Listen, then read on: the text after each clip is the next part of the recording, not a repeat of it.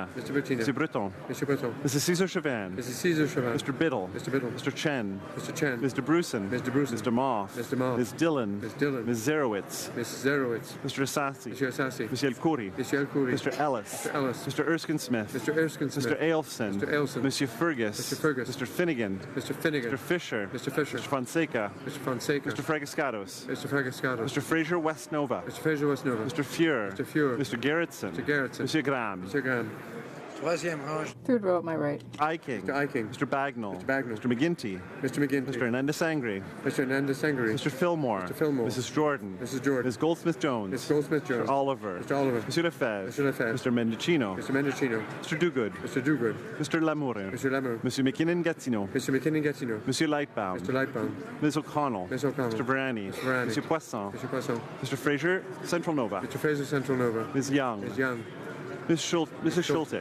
Schulte. Monsieur Vandal. Mr. Vandal. Ms. Cara. Ms. Cara. Mr. DeCourcy. Mr. DeCourcy. Mr. Scarpelagia. Mr. Scarpelagia. Mr. Sims. Mr. Sims. Mr. Tansey. Mr. Tansey. Mr. Jesnevsky. Mr. Jesnevsky. Mr. Dollywall. Mr. Dollywall.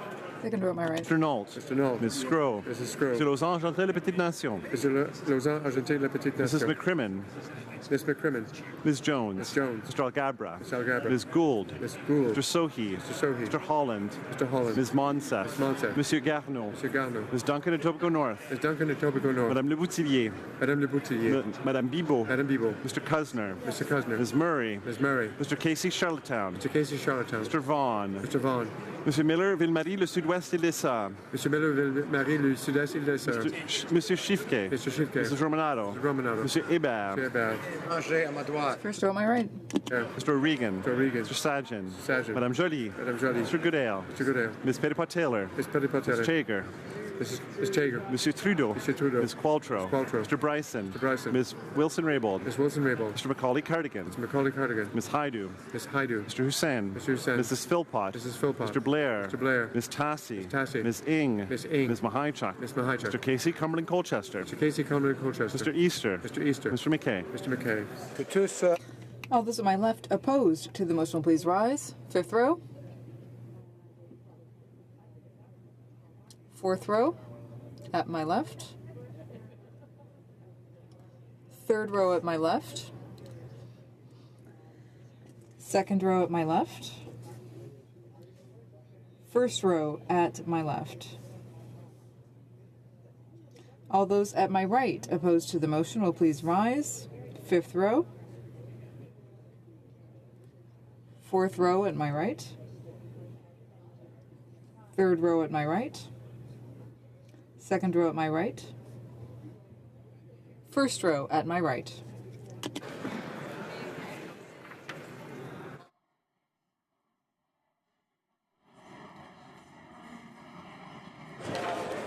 Yeas pour 281, 281. Nays contre 02. I declare the motion carried.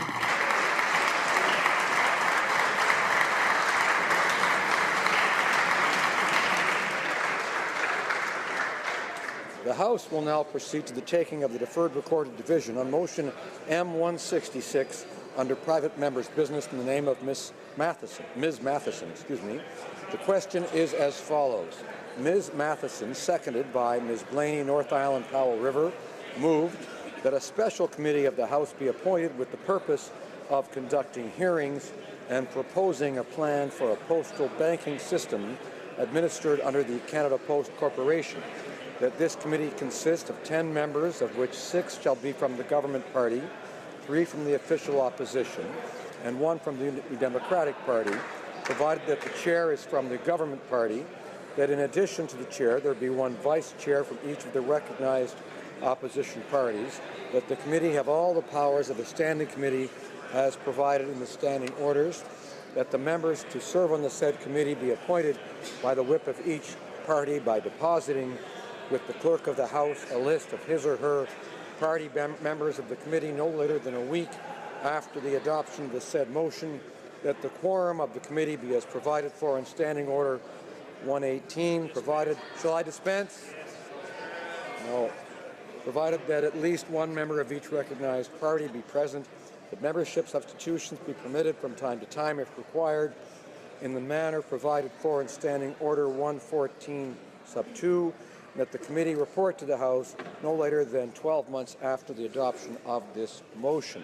All those at my left in favor of the motion will please rise. Ms. Matheson. Fifth row at my left. Mr. Rota. Mr. Rota. Mr. Tutu. Mr. Tutu. Mr. Kung. Mr. Kung. Mr. Weir. Mr. Weir.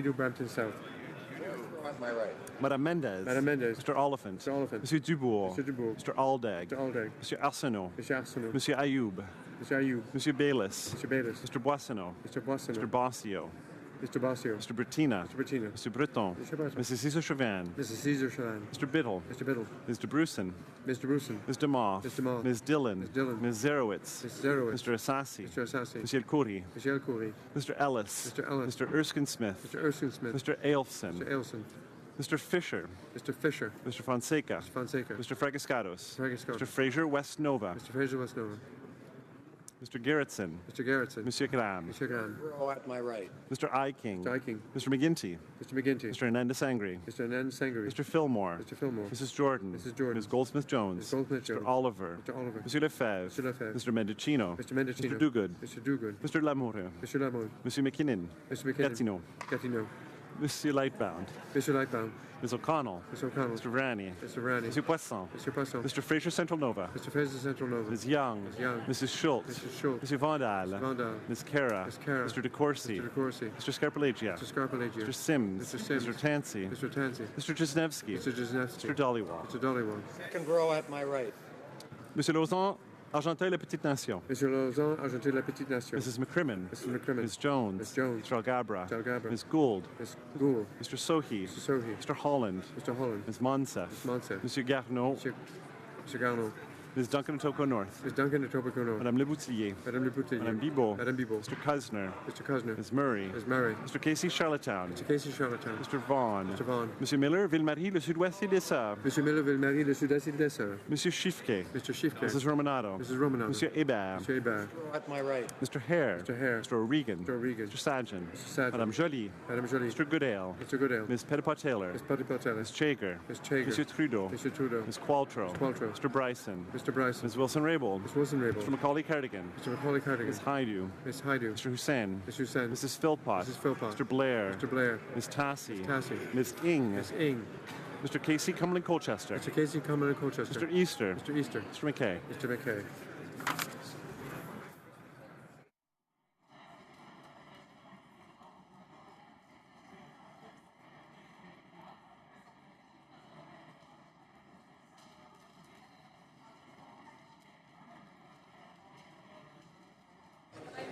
Yeas pour 55, 55. Nays contre 220, 220. I declare the motion defeated. J'ai l'honneur de faire ça. I have the honor to inform the House that the Senate has sent a message to inform it that it has adopted the following bills. Bill S-203, an act to amend the Criminal Code and other acts. Whale and dolphin captivity, Bill S-238, an act to amend the Fisheries Act and the Wild Animal or Fish Species Act,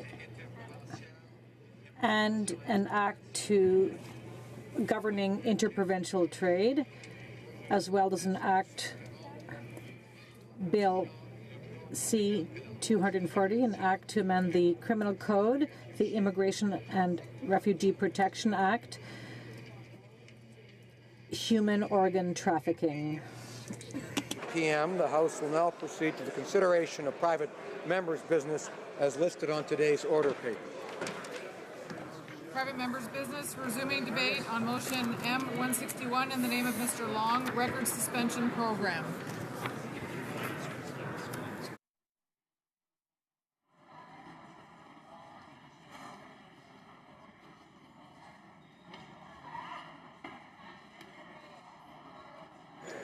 Order. I'd encourage members to take their important conversations into the lobbies or elsewhere. And I'd ask members to assist me by saying, shh. I thank colleagues. Debate, the Honourable Member for Cowichan, Malahat, Lakeford. Thank you very much, Mr. Speaker. It gives me great honor to rise today to speak to motion M161, and I'd like to thank the member for St. John Rothsay for bringing this motion forward. The motion before the House today, Mr. Speaker, is asking that this House give direction to the Standing Committee on Public Safety and National Security, basically to examine the record suspension program. It wants to do several things. It wants to examine the impact of a record suspension and its ability to help those with a criminal record to reintegrate to society. Look at and examine the impact of criminal record suspension fees and additional costs associated with the application process, especially for low-income applicants, and identify maybe what the appropriate fees and service standards might be for those record suspensions, and also identify improvements to better support applicants for a criminal record suspension. Now, a lot of what this motion, the topic that's covering, the topic of record suspensions, I think we have to sort of roll back a little bit and look at what the previous Conservative government did, and especially looking at what it did with its raising of the costs of pardons. At one time, they cost $50 to do. That rose to $150 and then climbed up to an astonishing $651.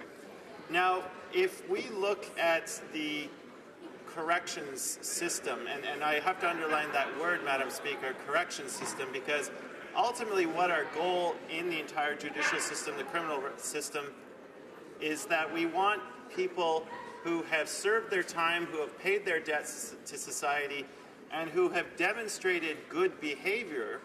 I think it's in our society's interest to help those people fully reintegrate society, and that means getting a job, having the ability to travel, having the ability to rent an apartment, because we want to reward good behavior. And you know, there are some statistics. I know there has been some fear-mongering in this place with regards to, you know, siding with the person who's guilty of a crime over the victims. This has nothing really to do with that, because we're talking about someone who has been released from the prison system. They have paid their debt. They have made their amends to a victim of their crime. And furthermore, when they become eligible for what was once called a pardon, or what we now call a record suspension, they have actually had to wait 5 years, and in some cases 10 years, demonstrating to the Parole Board of Canada that they have basically committed no crimes, that they have lived a good life, and that they have followed the rules. So by waiting that time, by demonstrating that they are willing to make amends for what they have once done, they are then eligible to apply for a record suspension, and if granted, the record is set aside. It is not completely wiped out. It basically just sets it aside. It does not get rid of it, but it can be of great assistance to someone who is trying to reintegrate their lives. And you know, I don't think we should hold people accountable for the mistakes they made in their past for their entire life. I think it's within us to forgive. It's within us to recognize someone who has taken responsibility for the crime they have committed, who has paid their debt, and who has demonstrated a sincere willingness to move on and to try and become a better person. And also, you know, according, Madam Speaker, to the Parole Board of Canada, 96% of pardoned Canadians never reoffend and are less likely to commit a crime than the average Canadian. And this statistic actually comes prior to when the previous Conservative government brought in its great restrictions allowing Canadians access to pardons. Now let me talk about the $631 fee. You know, a lot of people in communities across this country, and I know the member for St. John Rothsay talked about this in his speech back in May, they suffer from debilitating poverty. They are looking at the day-to-day necessities of trying to keep a roof over their head, of trying to find out where their next meal is going to come from. And, you know, some of them do have criminal records. They either have suffered from trauma in their past, which has led them to commit crimes. They suffer from substance abuse, which unfortunately still has a criminalized approach to it. It's unfortunate, in fact, that when we have countries around the world like Portugal, where a decriminalization approach for small possession of drugs has met with such success that we cannot take that evidence and apply it here in Canada. But nevertheless, the point I'm trying to make is that people who would greatly benefit from accessing a record suspension are often people who are the lowest rungs of our society. They are already suffering so much. And to put a $651 barrier in front of them is just cruel and unusual punishment in my regard. It seems to me like we're kicking someone who's already down. And, you know, $651 may not sound like a lot of money, but to a person who is living on social assistance, who needs to have rental supplements, who needs to go and visit the food bank, $651 is an absolute fortune. And Madam Speaker, if they're ever able to acquire such a sum, they are certainly not going to spend it on trying to get a record suspension. It's going to go to the necessities of life.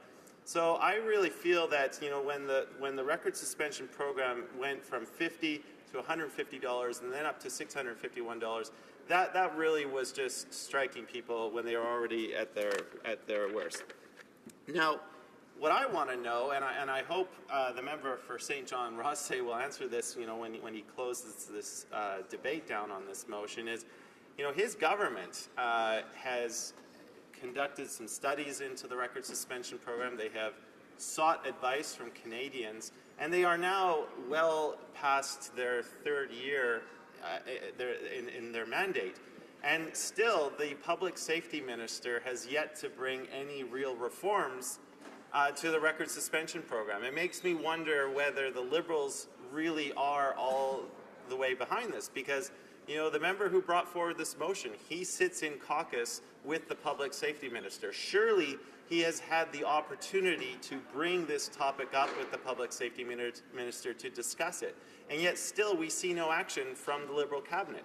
Instead, we are left to a member of the Liberal backbench to bring forward a motion to instruct the Public Safety Committee to conduct a study. And that leads to my next point. So first of all, I'm wondering whether the Liberal government is really serious about moving ahead with reforms. And second of all, why is this House spending a couple of hours debating a motion of instruction when there are 5 Liberals who sit on the Public Safety Committee who could very well have brought this motion forward then and there? I mean, you know, it just seems to me that this is a motion which is not very necessary for this House to be deliberating on, when the Liberal members of the Public Safety Committee could very well have taken the initiative and done it if they were serious about actually implementing the reforms. The clock is running on this Parliament. We are left with about a year until the 2019 election. So it makes me wonder, you know, the Liberals being the masters of the long promise, whether we're actually going to see meaningful reform in the record suspension program within the timeline of this Parliament. So, Madam Speaker, I see my time is running out, but I want to say that, you know, I am going to support this motion. I think that the reasoning behind it is genuine, and that it reflects a desire on the part of the member to see some actual change. And I know he talked very passionately in his speech about the troubles that his constituents are going through. But I question whether the Liberal cabinet is fully behind this, given their lack of action on the program so far, and question as to whether this might have been better served at the Public Safety Committee. But, you know, I really do think, Madam Speaker, that, you know, it's a pretty cumbersome application process that is costly. It does not allow the lowest rungs of society who do have criminal records that easy process for getting forward in life. And I think it's within our society's interest to reward those who have demonstrated good behavior and a dedicated willingness to reform their ways. I think also, if you look at Canadians, like the Public Safety Minister did launch a consultation, and overwhelmingly the responses by Canadians favored the record suspension fee going down, and for certain offenses, low-key offenses that were non-violent, maybe drug-related, to have automatic expungement after a certain amount of time if that person has demonstrated a willingness to rejoin society. So, Madam Speaker, I'll end by saying that I will support this motion, and I thank the House for the opportunity to lend my voice to it. Resuming debate, the Honourable Parliamentary Secretary to the Minister of Seniors. Merci, Madame la Présidente. Thank you, Madam Speaker. The member for St. John Rothsey for his motion. I support his proposal for the Standing Committee on Public Safety to undertake a study of the record suspension program, formerly known as the Pardons Program. Specifically, the committee would examine the impact pardons have on people with criminal records who have lived crime-free after serving their sentence. It will also look at the fee required to apply for criminal record suspension and the potential impact on employment opportunities for people with criminal records. And it will identify ways to improve the system. Tout comme mon collègue, je crois... Like my colleague, I believe that study at committee is essential to understand the state of rehabilitation. This will be the opportunity for all parties to assemble in order to listen to experts and to give the floor to rehabilitated citizens who wish to fully contribute to society. This additional information will allow us to develop a clear view of the situation and we'll be able to act in a fair and consistent way. Madam Speaker, when past offenders have paid their debt to society and are sincerely seeking to reintegrate into our community, it is important, in the interest of public safety, to ensure that they can be productive members of society. The more obstacles we create, the less likely they are in life to succeed. The more obstacles we create, the less safe our communities become. Past offenders who are unable to find work are much more likely to interact with the criminal justice system again. The Minister of Public Safety and Emergency Preparedness has been undertaking a review of the Pardons Program. This review included examining research on the links between the time an individual spends crime-free and the rates of reoffending, as well as research demonstrating that criminal records can be barriers to reintegration, particularly employment. Comme vous le savez, Madame la Présidente, as you know, Madam Speaker, this review of the program rests partly on public consultations on the Criminal Records Act, as well as record suspension fees. Our government launched this review process in order to uphold the commitment we made to Canadians, namely, to study changes made to the criminal justice system by the previous government. Madam Speaker, as my colleagues have done, I wish to highlight just how important rehabilitation is as an essential step for successful social reintegration. Long wait times and high fees related to criminal record suspension are real obstacles to obtaining a job for former offenders who are trying as best they can to find a new place within society. These obstacles also make it more difficult to access adequate housing. This compromises the opportunity to give back to the community through volunteer work and limits opportunities to travel abroad. As members, we are the best situated to know that many jobs require the ability to travel outside of the country. I've heard these criticisms many times. In my riding of Longueuil-Charles-Lemoine, citizens communicated directly with my office in order to request our assistance to submit an application to the record suspension program. They told me about the difficulties that they are facing. These are rehabilitated persons, people who have taken their life in hand. These are mothers and fathers, heads of families who need to work and who want to be able to contribute to our society without feeling hounded by their employers or their insurers. These are young adults who have made mistakes, but who acted afterwards in good faith.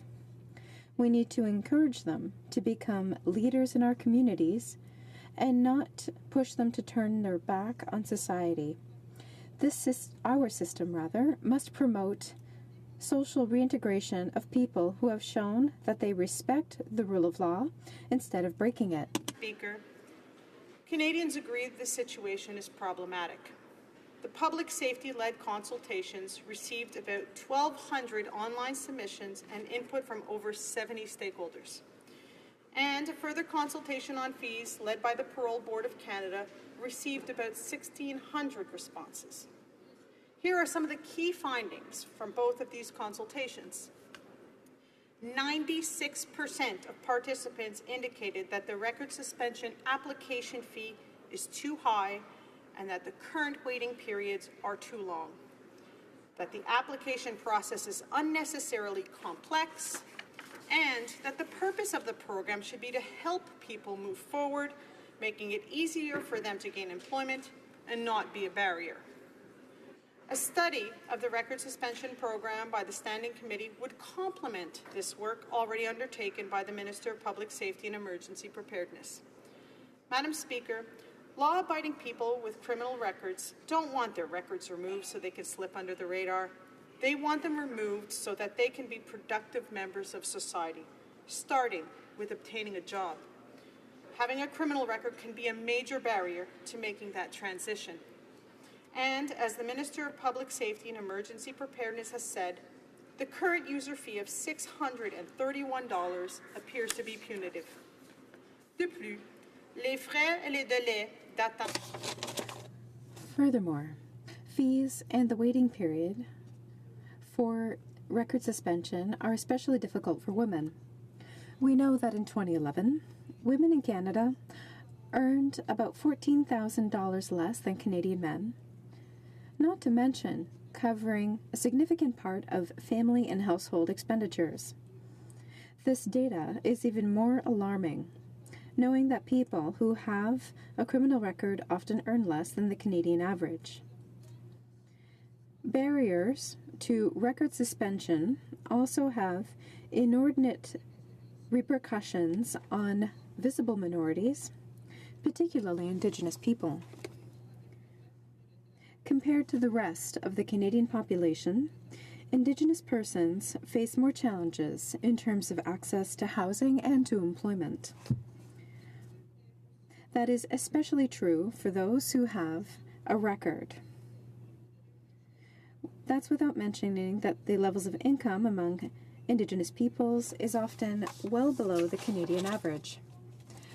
Also, although Indigenous persons represent 3% of the Canadian population, they represent over a quarter of inmates in federal correctional facilities. I wish to indicate that a third of women who are incarcerated in federal penitentiaries are Indigenous. 1 of 10 Canadians has a criminal record. That's 3.8 million people. Since 1970, when the pardon program began, there have been over 500,000 pardons or record suspensions. According to the Parole Board, more than 95% of them remain in effect. In other words, the vast majority of people who receive pardons go on to lead a crime-free life. However, since the high user fee and longer wait periods were implemented following changes in 2010 and 2012, applications for pardons decreased by 61%, from 32,000 to 12,400. That's a problem for all of us because we're all safer and better off when people who have served their time and are living as law-abiding members of society are able to fully reintegrate into their communities. As the Minister of Public Safety has stated, the government's priority is to protect Canadians, and it will do that by implementing evidence-based criminal justice policies that support rehabilitation, prevent crime and victimization, and keep our communities safe.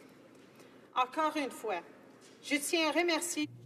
Once again, I wish to thank the member for St. John Rothsay for his motion, and I'm proud to be able to support him in this process. If the motion passes, I sincerely believe that the Standing Committee on Public Safety will lead a relevant and exhaustive study on the record suspension program. The results of this review will allow us to formulate recommendations based on information that is both rigorous and necessary. It is our duty to work together in order to better understand the problems that exist within the pardon system and to ensure the rehabilitation of some people and the safety of all. Thank you. Resuming debate, the honourable member for Carlton Trail Eagle Creek. Thank you, Madam Speaker. I am pleased to rise today and speak to Motion 161, which seeks a review of the record suspension program as amended in Bill C-10, the Safe Streets and Communities Act, enacted by the previous Conservative government. I would like to thank the member from St. John Rothsay for introducing this motion and providing me the opportunity to recall some of the excellent work done in the realm of justice and law and order by the previous government. The Safe Streets and Communities Act introduced many important and necessary changes to how our criminal justice system worked and focused on protecting victims of crime. The bill was thoroughly vetted with over 200 hours of debate between committee and the House. By the time C-10 was introduced, Conservatives had done much to reform the justice system. We passed mandatory minimum sentences for gang-related murders and drive-by shootings. We eliminated the shameful practice of giving 2-for-1 credit for time served in pretrial custody. We strengthened the National Sex Offender Registry and passed legislation ensuring that drug dealers were not let out of prison after serving a mere 1/6 of their sentences, not to mention the outstanding track record our government had on crime prevention. C-10, as just one of the over 25 bills we passed to reform our justice system, continued in the tradition of these Conservative measures to crack down on crime by legislating many new and improved measures. Some of those measures included increasing the penalties for sexual offences against children. It targeted organized drug crime by toughening sentences for narcotics trafficking.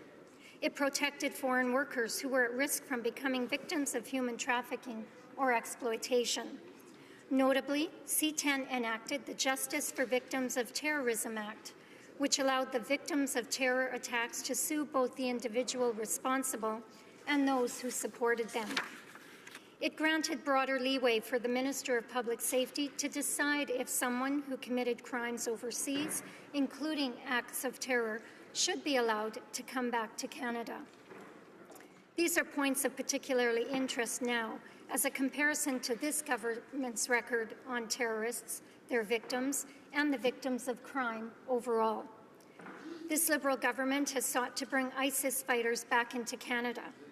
The Liberals willingly wrote a cheque for $10.5 million to convicted terrorist Omar Khadr. Where is the respect for the victims of terrorist attacks? Where is the respect for their families, for Tabitha Spear? Compare and contrast the record of the previous Conservative government to this Liberal government on any of these issues, and it quickly becomes clear that the previous Conservative government was focused squarely on protecting the rights of victims, while this Liberal government is focused on protecting the rights of criminals. Now, Madam Speaker, I understand that this is a bold statement to make, but I have a hard time seeing the changes this government is making to our justice system in any other way. While the previous Conservative government ensured that criminals face the consequences of their actions, this government has introduced C-75, a bill that opens the door to shockingly lenient sentences for crimes such as abducting children, advocating genocide, impaired driving causing bodily harm, and even engaging in terrorist activities. I am bringing these issues into focus in this debate today to make a point. This government has an appalling track record on this file. They have continuously weakened the protections for victims of crime while making life easier for criminals. I believe it is crucial to remember this government's record while discussing the question underlined in this motion.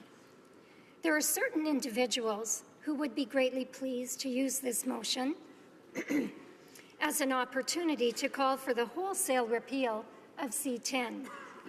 Engaging in that discussion would be a mistake. I am always willing to discuss and debate the merits of particular and fine points of the legislative track record of our former government. However, C-10 was clearly a step in the right direction in that it placed the emphasis on the role of the victim in our justice system and ensured that criminals face the consequences for their actions. Let me be clear, Madam Speaker. I believe it is important to review the impacts of changes to a law. In fact, I welcome reviews of legislation, as too often governments of all stripes pass laws with the very best of intentions, which may result in an end very different than what the government had in mind. Given this bill became law nearly 6 years ago, I believe it may be a good idea to ensure that the changes made to the record suspension program are accomplishing that which they were intended to do. In fact, my honourable colleague from St. John Rothsay states it very clearly in the early part of the motion before us today, and I quote, that the Standing Committee on Public Safety and National Security be instructed to undertake a study of the record suspension program to A, examine the impact of a record suspension to help those with a criminal record reintegrate into society, end quote. And there is the line, reintegrate into society. The ideal outcome of a prison sentence is not merely for the offender to face the consequences of their bad actions, but for them to reform into a productive member of society. But there must be a clear litmus test to ensure that the offender has indeed reformed their ways. We have a system of criminal records to protect citizens from the possibility of becoming unwitting victims of a previous offender. Yet in a just society, a society founded on Judeo-Christian principles, there ought to be an opportunity for redemption.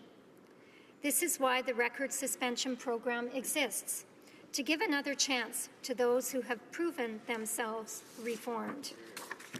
In order to access this program, however, the litmus test I alluded to earlier must be met.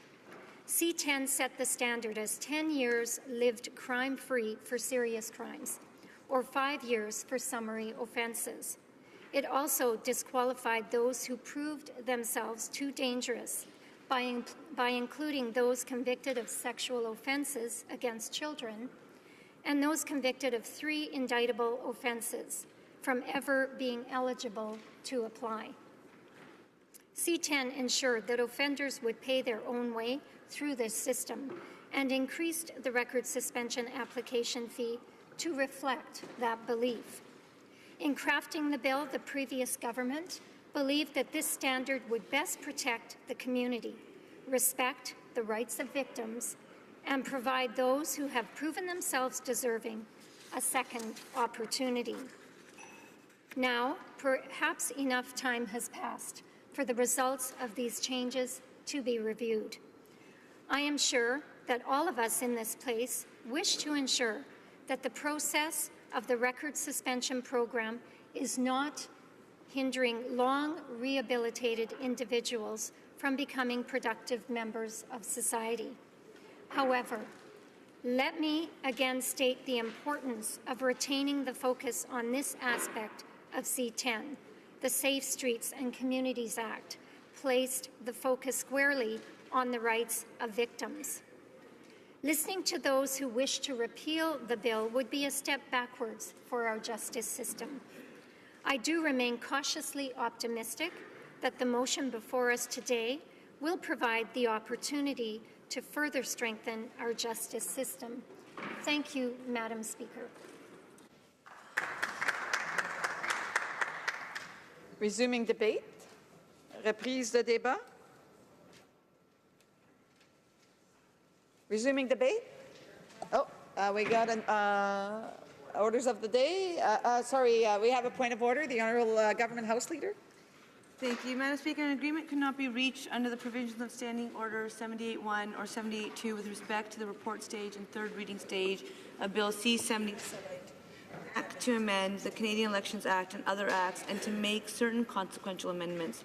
Under the provisions of Standing Order 78.3, I give notice that a Minister of the Crown will propose at the next sitting a motion to allot a specific number of days or hours for the consideration and disposal of proceedings at those stages.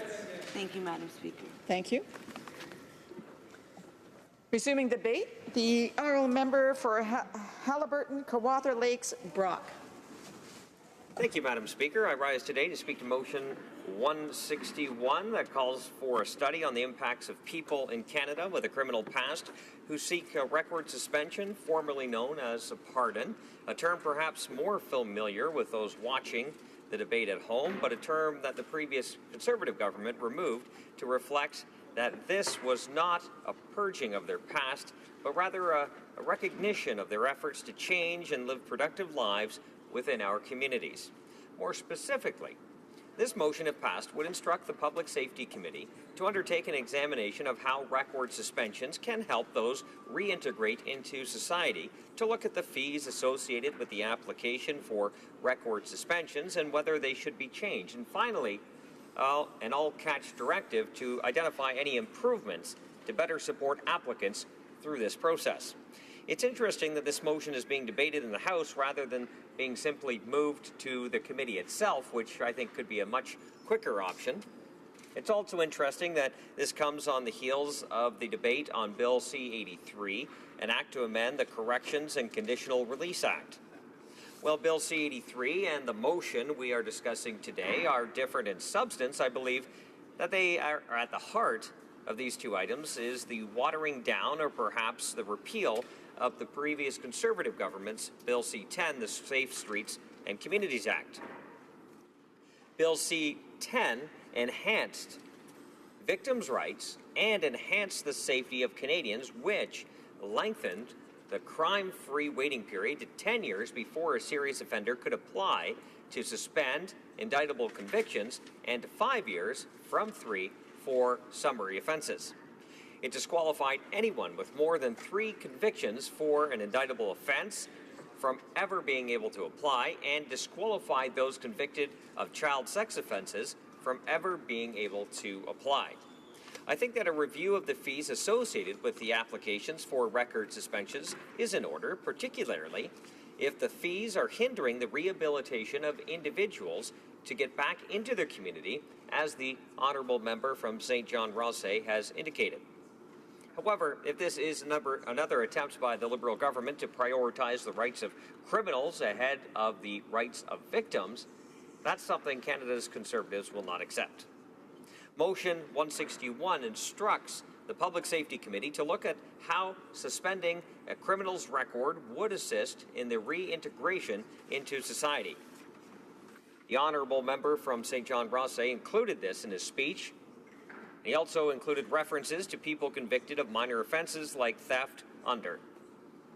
The member mentioned that these people are having difficulty finding jobs because of their criminal records and that they could not afford to apply for record suspensions, and this, in effect, hinders their ability to reintegrate into their community and effectively raise themselves out of poverty.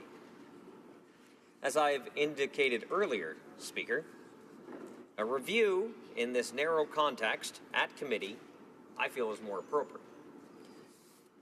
But I say narrow because the examples used by the honourable member in his speech are narrow in scope as well. The motion does not say those convicted of minor offences, as you might believe from the examples from the member from St. John Rothsay has used in his speech. I refer to the speech from my honourable colleague, the member from Medicine Hat, Karsten Warner, which he gave a few short hours ago. He said, and I quote, "Record suspensions should not be something that anyone with a criminal past can get. Some crimes can and should remain forever on someone's record." He continues, "It is the serious criminals and repeat offenders that are generally the concern, not the one-time shoplifters. The fact is that one-time shoplifters are usually dealt with by means of alternative measures." End quote. Let me be clear, Speaker. Canada's Conservatives don't want criminals, the likes of Terry Lynn McClintock, getting their record suspended for their heinous crimes. We must make sure those creating crimes against children are never going to be able to volunteer in a children's daycare center again, for example. The shocking indifference for victims and a disturbing compassion for criminals this Liberal government has demonstrated over the past weeks needs to be re-examined by the Prime Minister. And as I mentioned earlier, Speaker, it is interesting that the member chose to raise this matter through a motion in the House rather than the more expeditious route, which could be presented in a motion to a committee, for example. Now, obviously, I'm not a member of that standing committee. I sit on the Natural Resources Committee. I don't know the Public Safety Committee's agenda, what studies are being conducted, what studies they plan on doing in the future. However, the committee members themselves are best placed to determine how the study fits within the current pressing of public safety or national security issues of, say, gang violence, illegal border crossers, cybersecurity, threats by foreign states, or extremist attacks. And yet we are being asked to set the agenda for this committee. Also, considering this draw, and for the benefits of those watching at home, I'm referring to the procedure that we choose the order in which private members can bring private members' business to this House. Not every MP in this House will have the opportunity to bring forward such legislation. While I recognize that this motion does impact the honourable member's constituents, it could, and as I've said earlier, more appropriately been dealt with at committee, which would have allowed the member to raise another substantive legislative concern for his constituents. While Speaker, it may raise questions for the constituents of St. John Rothsay, the member is perfectly within his right to do so. As the result, I have some recommendations for the committee during any review that they may have down the road. First, I would encourage the members of the Public Safety Committee to remember that they are, quote, the Public Safety Committee when reviewing this motion. I recommend that the committee consider the differences between someone who steals a pair of jeans and someone with a record of a serious crime like sexual assault, child abuse, trafficking, homicide, and other violent crimes. Now, it may come to the shock of some of my Liberal colleagues, but there is a difference. I also recommend that the committee consider the concept that deterrence is also an important factor that could be considered in the prevention of crime. The last message we want to send is that if you steal a pair of jeans and get caught, all you need to do is pay a pittance and there will be no record of your crime. Having a record creates a deterrent and reminds us that crime is not welcome in our communities. Let's not forget, every crime there are also multiple victims. I strongly urge the committee not to recommend a reversal of important provisions found in Bill C-10 that put community safety first and was grounded in a philosophy that victims mattered. Do not allow criminals like child predators and repeat offenders with 3 or more indictable offenses from being eligible to receive record suspension. Do not alter the number of years that people with serious criminal convictions like violence and sexual crimes are required to demonstrate their rehabilitation before they can apply. I ask the committee to consider the balance be C-10 struck between recognizing the role record suspensions play is facilitating reintegration, ensuring the protection of our communities, particularly the most vulnerable, and by placing victims' rights at the forefront. We need to ensure that record suspensions do not become a right for criminals. We need to ensure that criminals cannot buy a pass on their criminal behavior. We need to ensure that a record means something, and we need to ensure that rehabilitation is still the overarching factor in the record suspension process. Speaker, the Liberals have demonstrated in the past few weeks a concerning preference to coddle criminals, rather than championing the safety of the public and responding to the victims. Whether it was giving convicted cop killer, and I should say never served a day in the the military, thank you, Speaker, giving that person, Chris Garnier, veterans benefits, and again, despite spending 1 second in the Canadian Armed Forces. And something he claims, Chris Garnier openly claims he contracted post-traumatic stress disorder in the process of committing his crime in which he murdered a female police officer. or whether it was deciding to move a child killer from behind bars to a healing lodge with no fence and with no children living inside, whether it's a lack of transparency on the Liberals' plan on dealing with returning ISIS terrorists. The trend must stop there, Speaker. Thank you. Resuming debate, reprise de débat. Resuming debate, the honourable member for... Okay, so the honourable member for St. John Rothsay has a 5-minute right of reply. Thank you, Madam Speaker, and I rise tonight with great pride on behalf of my beautiful riding of St. John Rothsay to cap off the second hour of debate on my private member's motion, M161. As a member of Parliament for St. John Rothsay, a riding that is on the front lines on the war on poverty, we need to do everything we can to advance policies that will help us tackle poverty reduction in my riding and across the country. It is my #1 priority. That is why I use my opportunity to introduce this motion, M161, a motion that will allow me to move us closer as I can as a member of this House to my goal of eradicating poverty and creating a more just society. As I stated at the outset of this debate, I believe we have all made mistakes in our lives, Madam Speaker. I believe in second chances when they are deserved. I would like to believe we live in a society that can forgive past transgressions when such forgiveness is shown to be merited. Sometimes mistakes happen early in life. They can lead to a criminal record.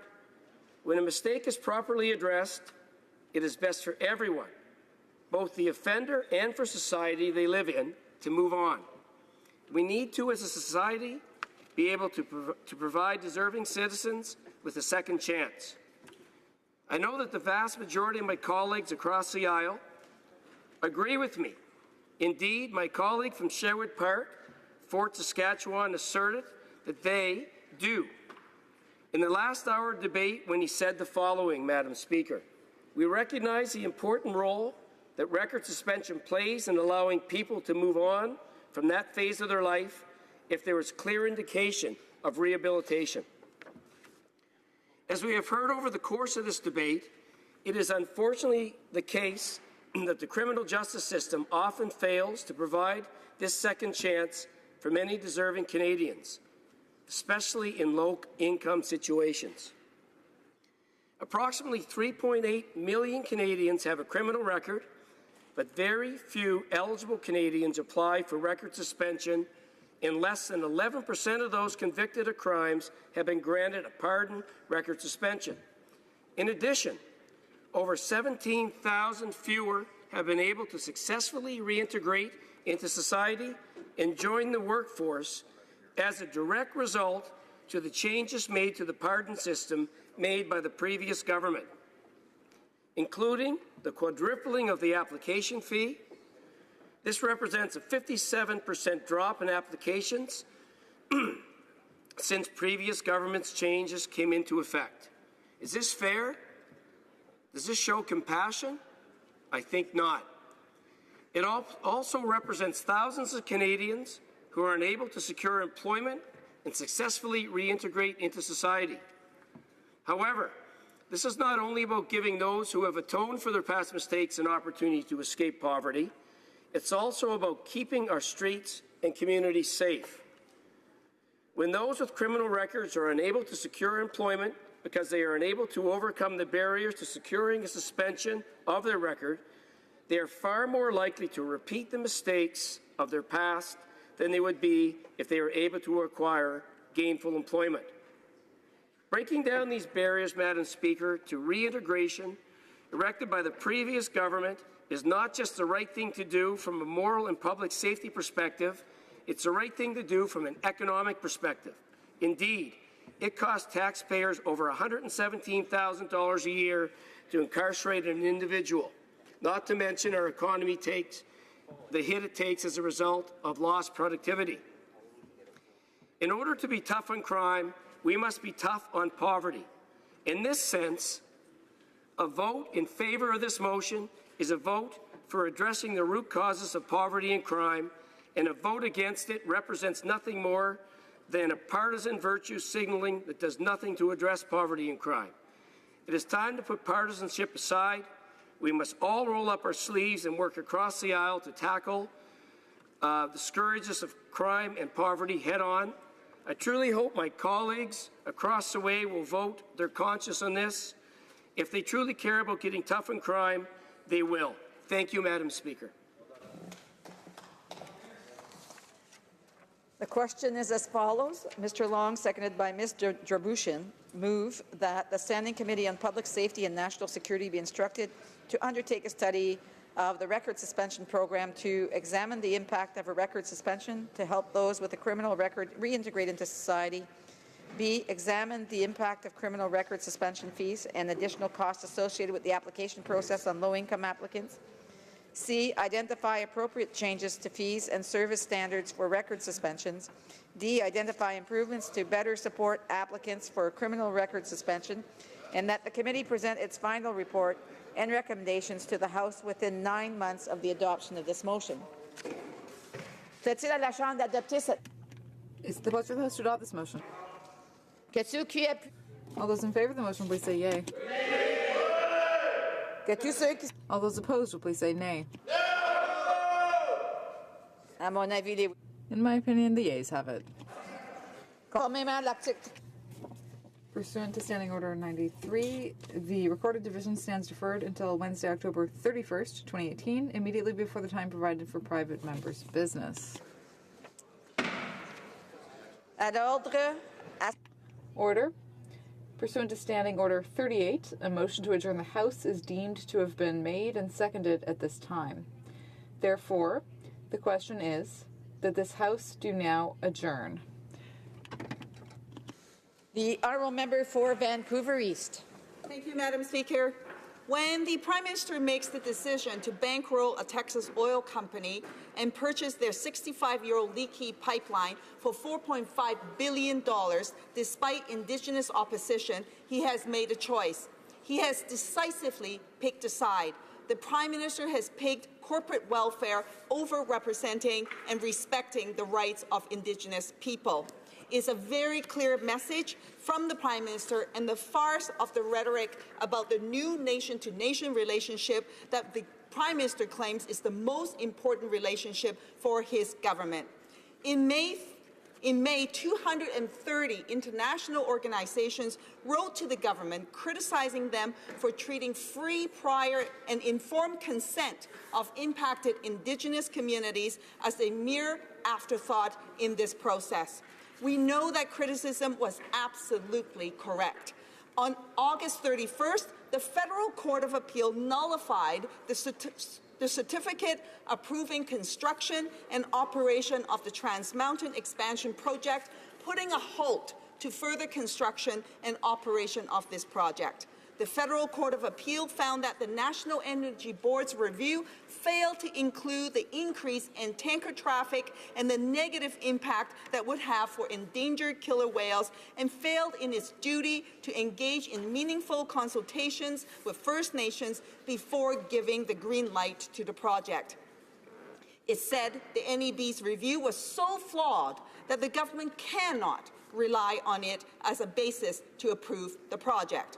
Incredibly, the Prime Minister is still saying firmly that he will approve the project. That is a fait accompli, but somehow, with the decision made, he will still manage to somehow meaningfully consult with Indigenous peoples.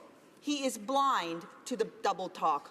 What is clear is that he's announcing to the Indigenous peoples that their opinion does not matter, and he does not care about what their views are. What is equally concerning is that the Prime Minister doesn't seem to even get why Indigenous groups are opposed to this pipeline. It's about our duty to care for our planet as stewards for our grandchildren's grandchildren. The IPCC report was clear. Without serious action right now, we will not achieve the emissions reductions necessary to limit global temperature increases to 1.5 degrees. The carbon tax alone won't do it either. We need serious investments and action now. The Prime Minister can take action on energy-efficient housing and buildings on our northern communities and territories. He can put forward stricter emission standards and regulations for large vehicles. He can put in stronger regulations for controlling methane, and we can aim higher for emission targets than those brought forward by the Harper government and put pressures and measures in place to achieve them. All of these initiatives need to be done now, and it needs to be done with investments in ensuring just transitions for Canadians impacted. That means programs and training for impacted energy workers to move into the clean energy sector. It means helping small businesses to go green and to contribute to the green economy. It means investing in Canada to build a green economy, Madam Speaker. The Honourable Parliamentary Secretary to the Minister of National Resources. Thank you, Madam Speaker. I'd like to thank my colleague from Vancouver East for her question. Unfortunately, I don't agree with her premise. Disagree with her claim that our government has picked a side with the Trans Mountain Expansion project. Unless she's suggesting that she's against creating good jobs, opening new markets for Canadian resources, and ensuring Canada receives a fair price for them, because that is the opportunity that we support. Nor do I agree with any suggestion that respecting Indigenous rights is just a formality. Our government has been very clear. No relationship is more important to Canada and this government than the ones with Indigenous peoples. The Prime Minister has said it countless times. It was a central tenet in our throne speech, and it has informed and inspired everything we've done since, including our consultations on a framework for respecting and implementing Indigenous rights that would fundamentally redefine that relationship, replacing confrontation with collaboration.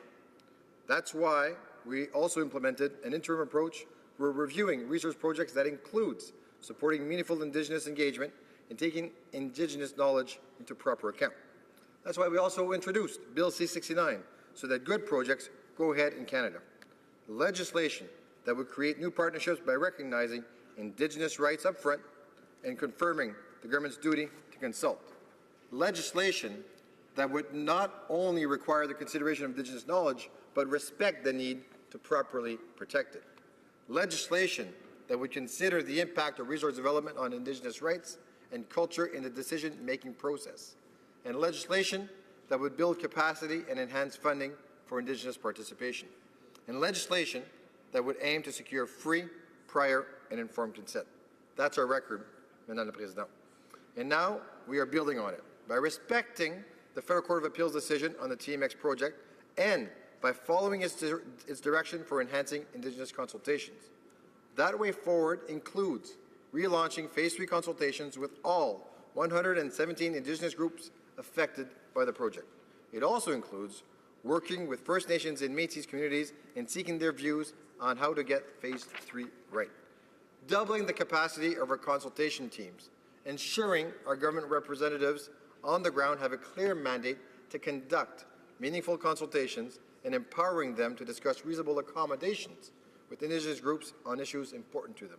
And of course, appointing former Supreme Court Justice, the Honourable Frank Iacobucci, as federal representative to oversee the consultation process. Madame la Présidente, the evidence is overwhelming. We are committed to moving forward in the right way. Merci. The honourable member for Vancouver East. Madam Speaker, when will this government finally realize that the duty to consult with Indigenous communities is not just a box to check off in the process?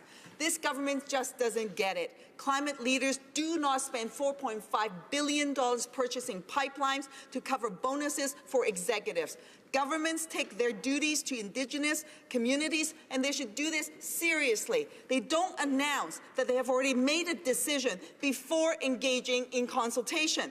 230 international organizations got it. The Federal Court of Appeal got it. Indigenous community impacted by the proposed pipeline get it. Will this government recognize that the consequences of their statements and action and not proceed with the Trans Mountain pipeline expansion? The Honourable Parliamentary Secretary. Madam Speaker, I believe Canadians know our position on reconciliation and Aboriginal rights. The decision started at the top with the Prime Minister. The Prime Minister included in every mandate letter of ministers that it is time for Canadians to build their relationship with Aboriginals and to rebuild this relationship in partnership and respect with them. That is our government's commitment. A new approach, which is not paternalistic, which is based on partnership and shared responsibility. That is what we are doing. Thank you. The honourable member, resuming debate, I guess. The honourable member for Windsor West, really. Thank you, Madam Speaker, and I'm pleased to rise and continue debate on auto policy in the House of Commons here. Myself and the member of Essex raised the issue in the House of Commons, and I'm eager to hear the Minister of Industry or Innovation's response, or the Parliamentary Secretary to Innovation response with regards to the second largest manufacturing capacity in Canada. It used to be the largest, but has shrunk over the last number of decades because of trade agreements and policies that have not even addressed what Liberal and Conservative governments have called for in terms of supports to the industry not being delivered. And what I'm talking about, Madam Speaker, is an auto policy.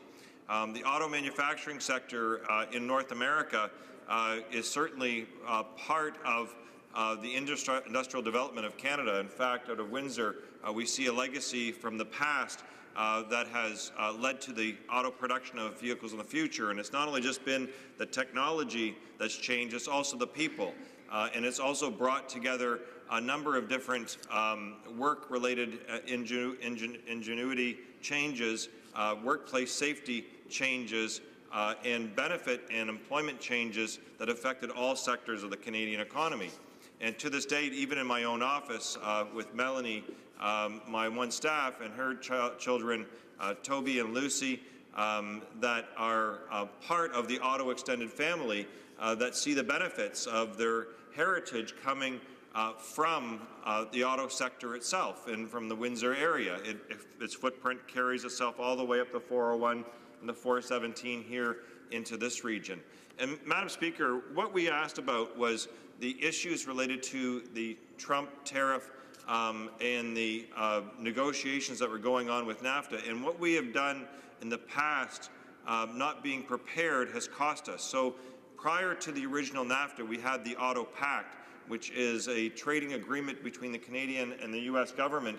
In fact, it was a favored agreement that Canada did very well. But because when we signed on the original U.S. free trade agreement, the Liberals did not backstop the program, and it was lost through a trade WTO challenge. And ironically, Madam Speaker, is that this country at that time did not even have the guts or the wherewithal to take this to the final chapter of negotiation. We backed down and folded like a cheap tent from this, and we lost our Auto Pact trade agreement, which cost us. We went from number 2 and number 3 in the world in auto assembly now to number 8 and number 9, Madam Speaker.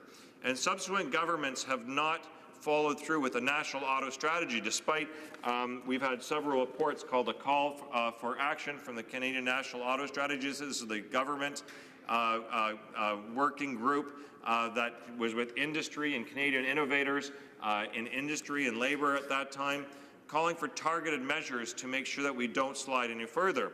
And Madam Speaker, it's interesting because in my question, and I want to conclude with this, and I'd like to hear a specific response to this, was the largest auto manufacturing support that went out for a loan went out to Volkswagen in the United States, and that was through EDC. So how do we actually make loans to the United States auto companies when here in Canada we have not done the same supports? The Honourable Parliamentary Secretary to the Minister of Natural Resources. Thank you, Madam Speaker, and I'm happy to respond to the comments made by the member for Windsor West.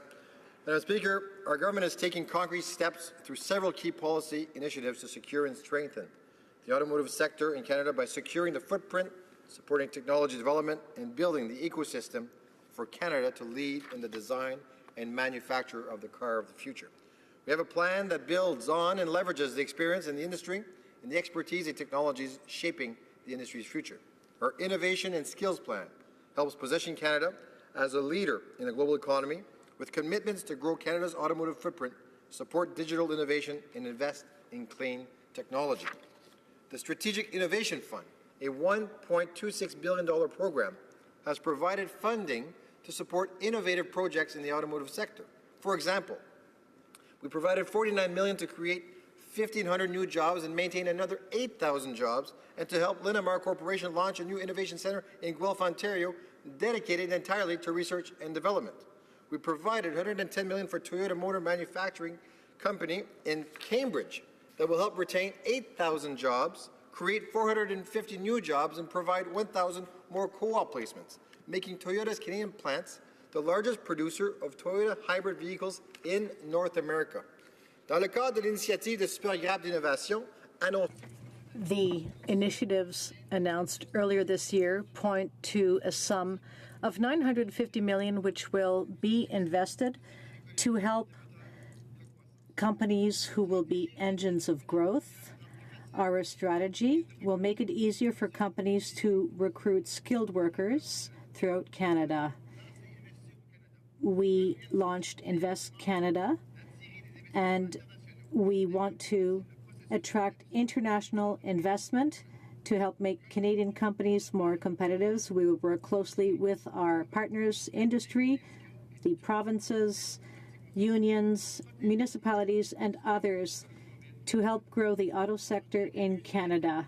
As the second biggest manufacturing sector in Canada, the auto sector generates 130,000 jobs and contributes $1.8 billion to our GDP.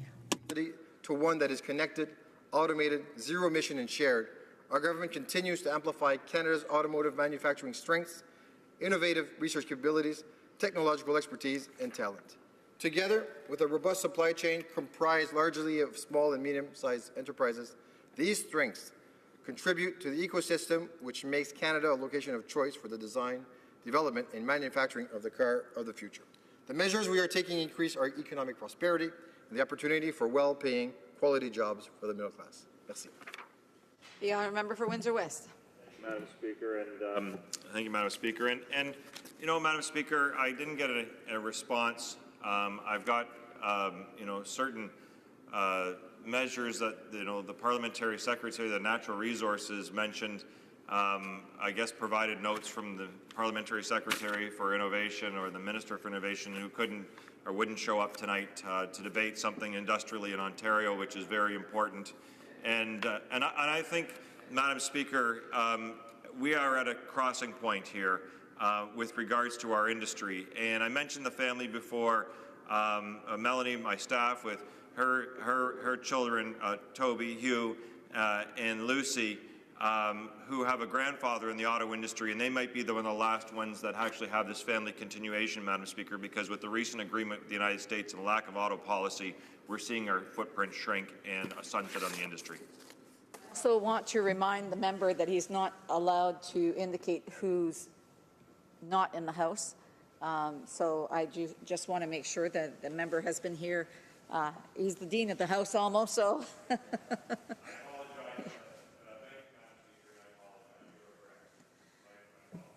The Honourable Parliamentary Secretary. Madam Speaker, we remain committed to increasing our economic prosperity and the opportunity for good-paying jobs for Canadians by taking measures that address the new realities facing Canada while upholding Canadian interests and values. Et nous constatons des résultats. And there are results since 2015. We have seen investments of $5 and $6 billion.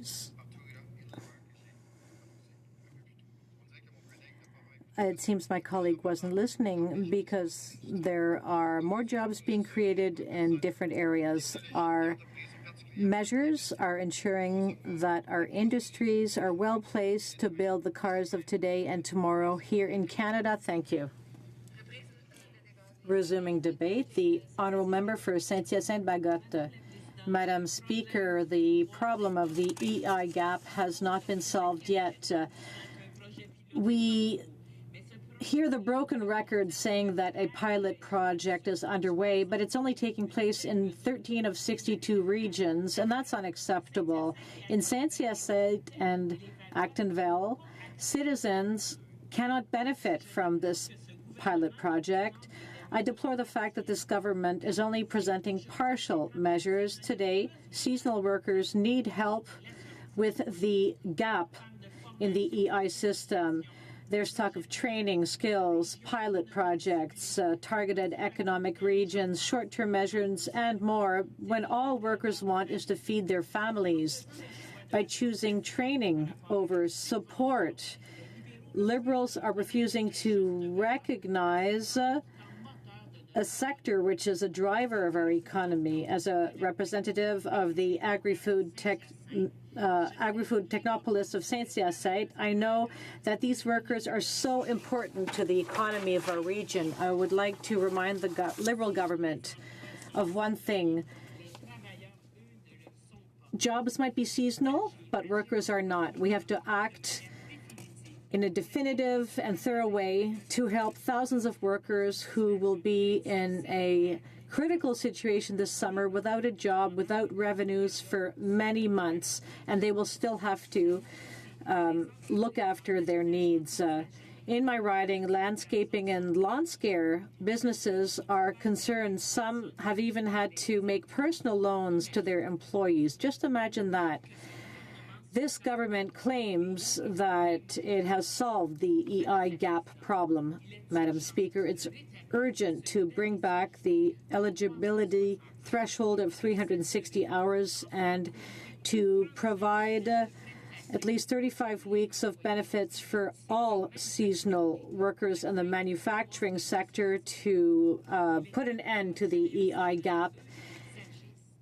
Seasonal workers are acting. Last September, workers from Quebec and from l'Acadie gathered to fight against the EI gap. 400 seasonal workers gathered at Inkerman in the Acadian Peninsula. Pierre Serré, the spokesperson of the National EI Council of the CNC, was there and asked for protections for seasonal workers, and their demands are the same as those of the NDP: improved eligibility and a threshold of 35 weeks for benefits so that we can finally close the EI gap. The regions affected by the EI gap should receive a special designation to help them cope. Mr. Serry reminds this government that seasonal workers in Gaspésie, on the North Shore, in Charlevoix, in Quebec,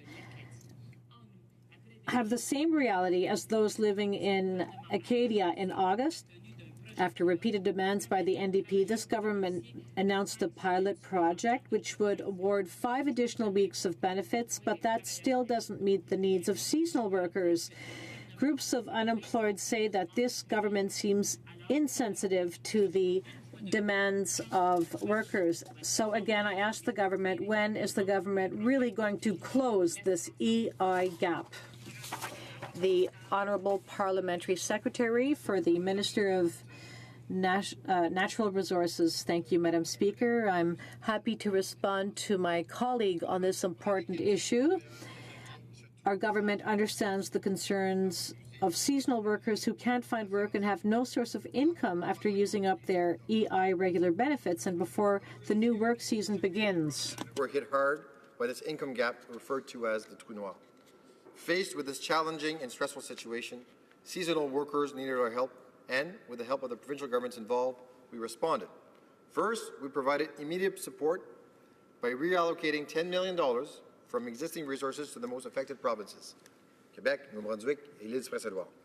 Il convient de noter que ce sont les provinces. It should be noted that the provinces will determine how these funds will be distributed based on their needs. After all, they are the best place to do so. In August, we announced that we would be investing approximately $189 million to implement a new pilot project to provide up to 5 additional weeks of EI regular benefits to eligible seasonal claimants in 13 EI regions. It is estimated that 51,500 seasonal claimants will benefit from these extra weeks of EI each year. Finally, we are also making available an additional $41 million over 2 years to all provinces and territories through their labour market development agreements. This funding will enable provinces and territories to provide skills training and employment supports for workers in seasonal industries. Nous croyons que le développement We believe that skills development and training are important, not because seasonal workers are not skilled. Our workers are already trained in their field, not because they're leaving seasonal industries. We need our workers in these industries. aims to strengthen seasonal workers' ability to support seasonal businesses. Madam Speaker, we are doing this because we are committed to reduce the difficulties that too many families and workers in seasonal employment are facing. En collaborant avec les intervenants. By working with stakeholders in the field and the provinces involved, we will continue to look for solutions to the challenges faced by seasonal workers. Thank you. The honourable member for Saint-Hyacinthe-Bagotte. Madam Speaker, I have no problem working with the provinces. Our slogan is "Let's work together," but I would like to remind the members opposite what I said earlier. It's work which is seasonal, not workers, although the workers are penalized. I don't say this. It's the Prime Minister himself who said this during the last election campaign.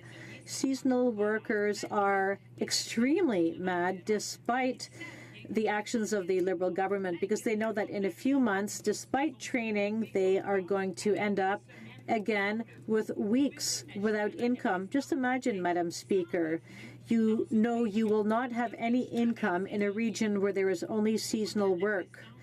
Madam Speaker, I'm speaking on behalf of these workers who will have nothing to feed their families for weeks, if not months. The Honourable Parliamentary Secretary. Madam Speaker, we all know that the income gap is an important issue for seasonal workers across Canada, and that's why we will continue to work with our partners to find solutions which are long-term. The investments we have made will have a positive effect on the seasonal employment industry. We are going to fix the income gap problem. We are committed to reviewing the EI system in order to bring down the number of seasonal workers who face financial insecurity during times of unemployment. Thank you.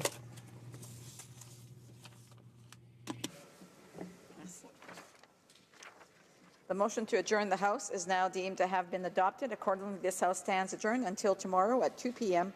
pursuant to order made Monday, October 15, 2018.